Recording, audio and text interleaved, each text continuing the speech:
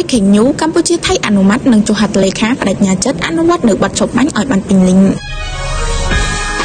លោកស្រីឧត្តមសេនីយ៍ឯកម៉ាលីសុជីតាអ្នកនាំពាក្យក្រសួងការពារជាតិបានបង្ហាញអំពីលទ្ធផលនៃកិច្ចប្រជុំពិសេសលើកទី3របស់គណៈកម្មាធិការព្រំដែនទូតកម្ពុជាថៃ JBC ដែលបានប្រព្រឹត្តទៅនៅព្រឹកនេះហើយបានបញ្ចប់នៅវេលាម៉ោង 10:20 នាទីនៅច្រកអន្តរជាតិព្រំផាកាតខេត្តបៃលិនប្រទេសកម្ពុជាទៅនឹងខេត្តចន្ទបុរីប្រទេសថៃក្រោមការសង្កេតការណ៍ពីក្រុមអ្នកសង្កេតការណ៍អាស៊ាន AOT ប្រចាំកម្ពុជានិងថៃដែលដឹកនាំដោយឯកឧត្តមនាយឧត្តមសេនីយ៍ទាសីហាឧបនាយករដ្ឋមន្ត្